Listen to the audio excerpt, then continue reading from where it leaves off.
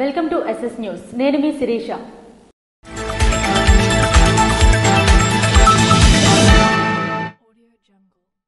CM RF తరపున 130 మంది లబ్ధిదారులకు 2 కోట్లకు పైగా మంత్రి కింజరాపు అచ్చెన్నాయుడు బాధితులకు చెక్కు అందించారు.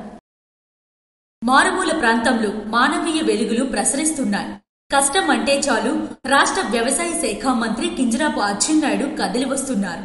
ఫలితంగా ఇవాళ ముఖ్యమంత్రి సహాయనిధి తరపున ఎన్నడూ లేని విధంగా త్వరితగతిన ఆరోగ్య సంబంధ సమస్యలకు సంబంధించి బాధితులకు గొప్పనైన భరోసా అందుతుంది. తత్ఫలితంగా 130 మంది లబ్ధిదారులు తమ ఆనందం వ్యక్తం చేస్తున్నారు. ఒకప్పుడు కాళ్లరిగేలా ఆఫీసుల చుట్టూ తిరుగుతూ ఫలితం ఉండేది కాదని, కానీ ఇప్పుడు మంత్రి అచ్చెన్నాయుడు ప్రత్యేక చొరవ తీసుకుని ముఖ్యమంత్రి సహాయనిధి సకాలంలో అందేలా కృషి చేసి కొన్ని వందల కుటుంబాల్లో వెలుగులు నింపడం ఓ గొప్ప పరిణామం అని బాధితులు చెబుతున్నారు. ఆపద సమయంలో అత్యవసరంగా అప్పు చేసి వైద్యం చేయించుకున్న పేదలకు సీఎం రిలీఫ్ ఫండ్ కొండంత అండగా నిలుస్తుంది అనడంలో ఎటువంటి సందేహం లేదని కింజరాపు అచ్చెన్నాయుడు అన్నారు. ఆర్థికంగా ఇబ్బందులు పడుతూ ప్రైవేట్ వైద్యశాలలో లక్షలు ఖర్చు చేసి వైద్యం చేయించుకున్న లబ్ధిదారులను ఆదుకునేందుకు కూటమి ప్రభుత్వం అండగా నిలుస్తుందని పునరుద్ఘాటించారు. జిల్లాలో నాటుసారా తయారీ విక్రయాన్ని పూర్తిగా అరికట్టేందుకు నవోదయ 2.0 కార్యక్రమం కింద కఠిన చర్యలు తీసుకుంటున్నామని జిల్లా కలెక్టర్ స్పష్టం చేశారు. జిల్లాలో నాటుసారా తయారీ విక్రయాన్ని పూర్తిగా అరికట్టడానికి నవోదయ 2.0 కార్యక్రమం కింద కఠిన చర్యలు తీసుకుంటున్నామని, సారా రహిత జిల్లా లక్ష్యం సాధించే వరకు దాడులు నిఘా కొనసాగుతాయని జిల్లా కలెక్టర్ స్వప్నిల్ దినకర్ స్పష్టం చేశారు.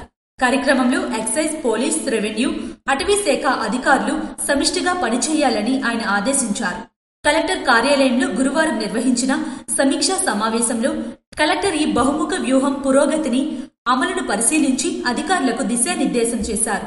సమీక్షలో భాగంగా ఎన్ఫోర్స్మెంట్ విభాగం గడిచిన ఫిబ్రవరి నెల నుంచి తీసుకున్న చర్యల వివరాలను అధికారులు కలెక్టర్కు సమర్పించారు. ఇప్పటి వరకు 179 ఐడీ లిక్కర్ కేసులు నమోదు చేయగా 221 మందిని అరెస్టు చేశారు. ఈ దాడిలో 3477.8 లీటర్ల ఐడీ మద్యంను స్వాధీనం చేసుకోగా 27,790 లీటర్ల జేఎఫ్ వాష్ ను ధ్వంసం చేశారు. సారా తయారీకి ఉపయోగించిన 75 కిలోలీటర్ల బెల్లంతో పాటు నేరాలకు వినియోగించిన 17 వాహనాలను అధికారులు సీజ్ చేశారు. బెల్లం సరఫరాదారులపైన దృష్టి సారించి ఈ వ్యవహారంలో పాలుపంచుకున్న 6 మంది బెల్లం వ్యాపారులను కూడా అరెస్టు చేసినట్లు సమీక్షలో వెల్లడించారు. మరింత సమర్థవంతమైన దాడుల కోసం గ్రామాలను 3 కేటగిరీలుగా వర్గీకరించినట్లు అధికారులు తెలియజేశారు. ఈ సమీక్షలో assistant collector Donaka Prithviraj Kumar, excise శాఖ assistant commissioner P Ramachandrarao, district ex prohibition officer Tirupati Naidu తదితరులు పాల్గొన్నారు. పాతపట్నం కేంద్రంలో నిర్వహించిన సూపర్ జీఎస్టీ సూపర్ సేవింగ్స్ కార్యక్రమంలో ఎమ్మెల్యే ఎంజీఆర్ పాల్గొన్నారు. పాతపట్నం నియోజకవర్గ కేంద్రంలో స్థానిక కేఎల్ఎం ప్లాజాలో ఏర్పాటు చేసిన మండల స్థాయి ఎలక్ట్రానిక్స్ మరియు హోమ్ అప్లయన్స్ ప్రదర్శన కార్యక్రమంలో శాసనసభ్యులు మామిడి గోవిందరావు పాల్గొన్నారు. ఈ సందర్భంగా ఆయన మాట్లాడుతూ దేశవ్యాప్తంగా కూటమి ప్రభుత్వం తీసుకువచ్చిన నెక్స్ట్ జెన్ జీఎస్టీ 2.0 పథకం ద్వారా ప్రతి వ్యాపారవేత్తలకు సులభమైన పన్ను విధానం అమల్లోకి వచ్చింది. గ్రామీణ వ్యాపారస్తుల నుండి రైతు బజార్లు, చిన్న చిన్న వ్యాపారులు కూడా ఈ వ్యవస్థ ద్వారా పారదర్శకంగా ఇబ్బందులు లేకుండా లాభాలు పొందగలుగుతారని అన్నారు. ప్రజాసేవలో పారదర్శకత, అభివృద్ధిలో వేగం, ఈ 2 లక్ష్యాల కోసమే ప్రభుత్వం ఈ సంస్కరణలను తెచ్చిందని అన్నారు. అలాగే రైతులు, వ్యాపారవేత్తలు ఈ అవకాశాన్ని ఉపయోగించుకుని తమ వ్యాపారాలను మరింత విస్తరించాలని, గ్రామీణ అభివృద్ధికి తోడ్పడాలని ఎమ్మెల్యే పిలుపునిచ్చారు. కూటమి ప్రభుత్వ పాలనలో ప్రజలకు అన్ని విధాలుగా మేలు చేస్తున్నారని, గత వైసీపీ పాలనలో ట్రూఅప్ ఛార్జీలతో ప్రజలపై భారం మోపితే కూటమి పాలనలో ట్రూఅప్ డౌన్ ద్వారా విద్యుత్ ఛార్జీలను తగ్గించిందన్నారు. ఈ కార్యక్రమంలో మండల అధికారులు, ఎన్డీఏ కూటమి నాయకులు, కార్యకర్తలు, అభిమానులు పాల్గొన్నారు. జలుమూరు మండలం పలు గ్రామాల్లో నిర్వహించిన కార్యకర్తలతో చైతన్య అనే కార్యక్రమంలో ధర్మాన కృష్ణ చైతన్య పాల్గొన్నారు. జలుమూరు మండలం సురవరం, తిమ్మడం క్లస్టర్ పరిధి మరియు కొమనాపల్లి, బొడ్డపాడు క్లస్టర్ పరిధిలో కార్యకర్తలతో కృష్ణ చైతన్య కార్యక్రమంలో యువ నాయకులు ధర్మాన కృష్ణ చైతన్య పాల్గొన్నారు. ఈ సందర్భంగా ఆయన మాట్లాడుతూ అధికారం కోసం పదవీకాంక్షతో ముఖ్యమంత్రి నారా చంద్రబాబు నాయుడు దొంగ హామీలతో అన్ని వర్గాలను మోసం చేశారని, కృష్ణ చైతన్య మండిపడ్డారు. కార్యకర్తలకు అండగా ఉంటారని, రానున్న రోజుల్లో వైకాపాదే అధికారమని, ఇప్పటికే ప్రజా వ్యతిరేక విధానాలతో అన్ని వర్గాలకు ఇబ్బందులు గురిచేస్తున్న కూటమి ప్రభుత్వ పాలనపై ప్రజా వ్యతిరేకత మొదలైందని, ప్రజలు తిరగబడే రోజులు దగ్గరలోనే ఉన్నాయని కృష్ణ చైతన్య కార్యకర్తల్లో చైతన్యం నింపారు. రానున్నది వైఎస్ఆర్సీపీ ప్రభుత్వమేనని వారిలో ఉత్సాహం నింపారు.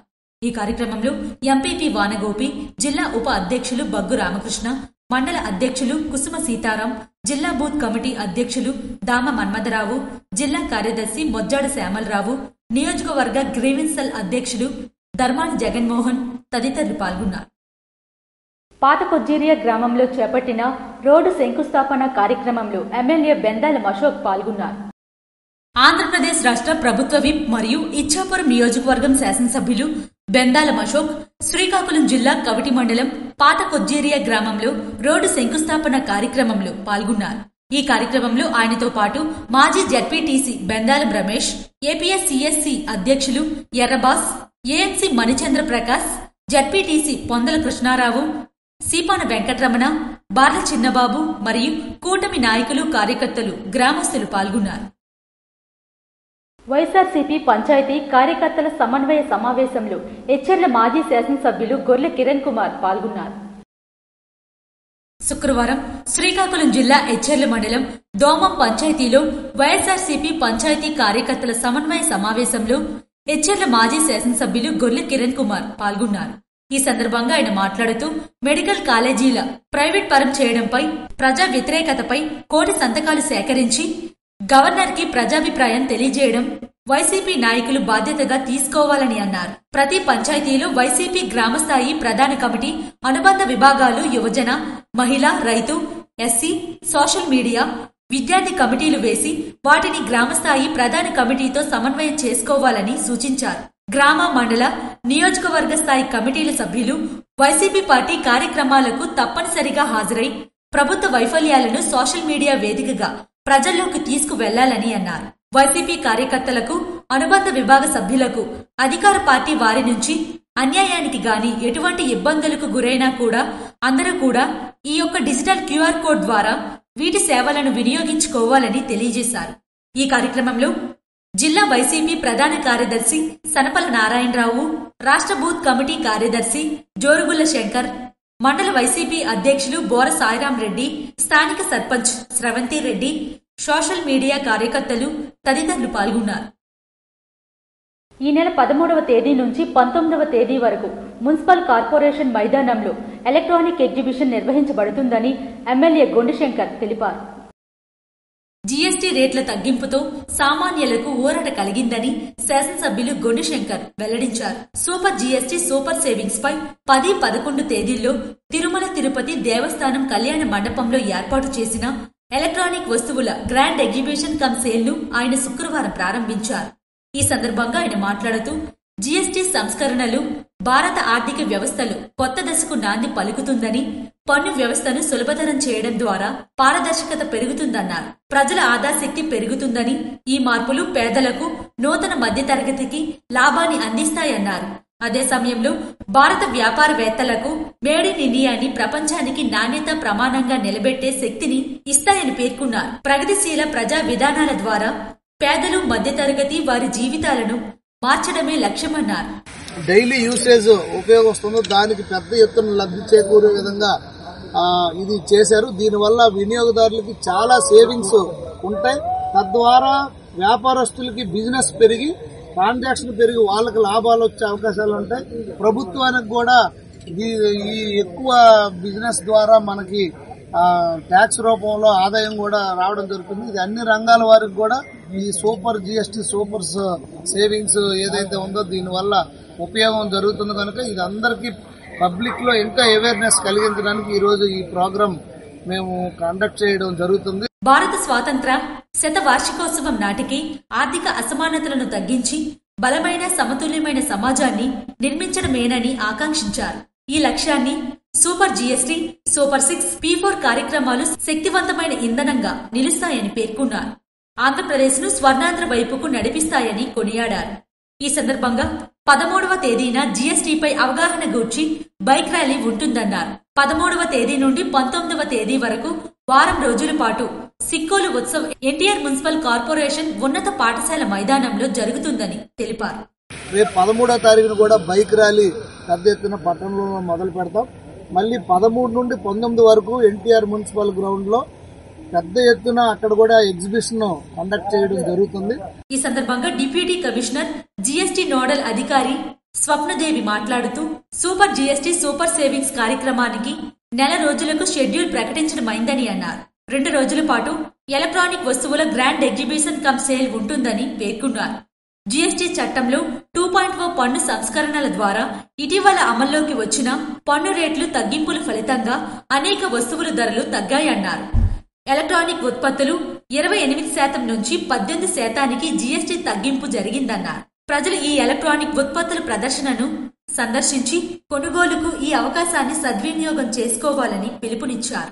ఈ కార్యక్రమంలో పరిశ్రమల శాఖ ఏడీ రఘునాథ్, జిల్లా జీఎస్టీ అధికారి చంద్రకళ, జీఎస్టీ అధికారులు, ఎలక్ట్రానిక్ ఉత్పత్తుల డీలర్లు, వ్యాపారస్తులు తదితరులు పాల్గొన్నారు.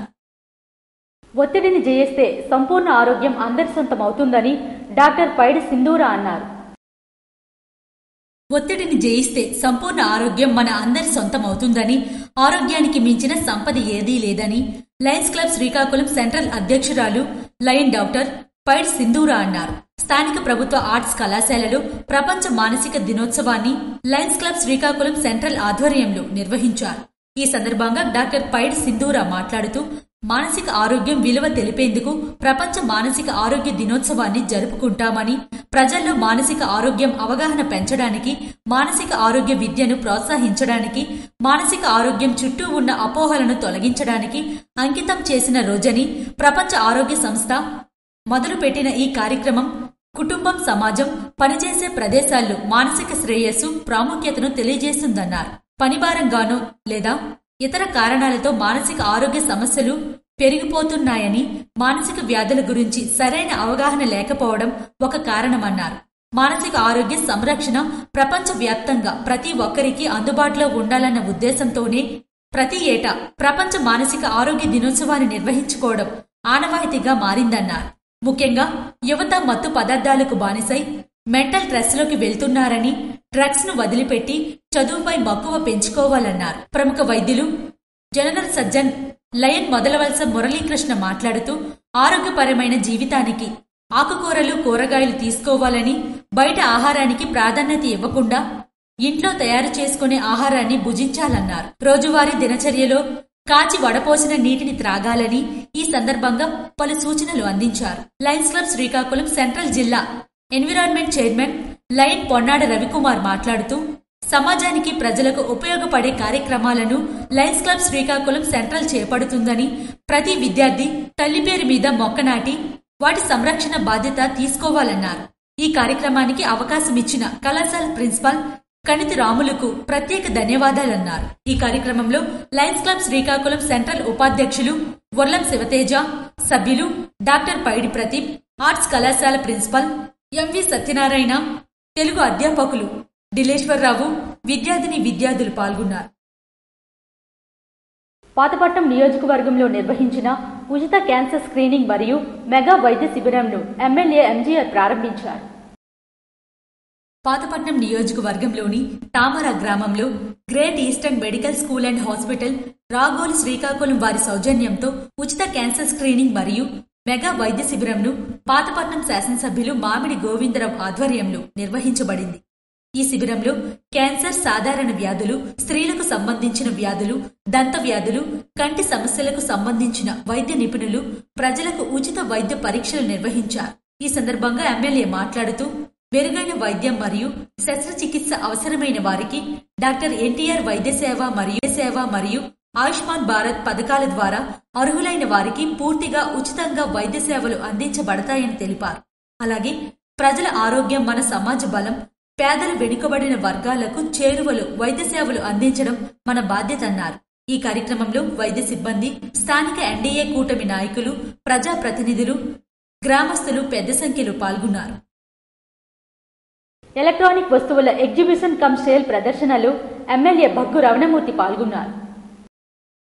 జీఎస్టీ చట్టంలో 2.0 పన్ను సంస్కరణల ద్వారా ఇటీవల అమల్లోకి వచ్చిన పన్ను రేట్ల తగ్గింపుల ఫలితంగా అనేక వస్తువుల ధరలు తగ్గాయని ఎమ్మెల్యే భగ్గు రమణమూర్తి తెలిపారు. నర్సన్నపేట మండల కేంద్రంలో ఏర్పాటు చేసిన ఎగ్జిబిషన్ ప్రదర్శనలో భాగంగా ఆయన పాల్గొని ఈ సందర్భంగా మాట్లాడారు. దీనివల్ల ప్రజలకు ఆర్థిక భారం తగ్గి విజయదశమి, దీపావళి పండుగలను మరింత ఆనందంగా చేసుకునే సువర్ణ అవకాశం లభించిందని అన్నారు. ఈ పన్ను రాయితీలపై ప్రజలకు అవగాహన కల్పించేందుకు రాష్ట్ర జీఎస్టీ శాఖ, పరిశ్రమల శాఖ మరియు సమాచార సాంకేతిక పరిజ్ఞానం శాఖ సహకారంతో ఒక ప్రత్యేక ప్రదర్శన ఏర్పాటు చేయాలని ఆదేశించడంతో ఈ కార్యక్రమాన్ని చేపట్టామన్నారు. ఈ కార్యక్రమం ద్వారా ప్రజలకు జీఎస్టీ మార్పులపై స్పష్టమైన అవగాహన, ధరల పారదర్శకత మరియు వ్యాపార అభివృద్ధి లక్ష్యంగా చేసుకోవాలన్నారు. ఈ కార్యక్రమంలో నియోజకవర్గ సమన్వయకర్త బగ్గు అర్చన, అసిస్టెంట్ కమిషనర్, జీఎస్టీ అధికారులు, వ్యాపారస్తులు, కూటమి నాయకులు, కార్యకర్తలు, ప్రజాప్రతినిధులు తదితరులు పాల్గొన్నారు. ఇవి ఈనాటి వార్తలు. మరిన్ని వార్తలతో మళ్ళీ కలుద్దాం. చూస్తూనే ఉండండి ఎస్ఎస్ న్యూస్.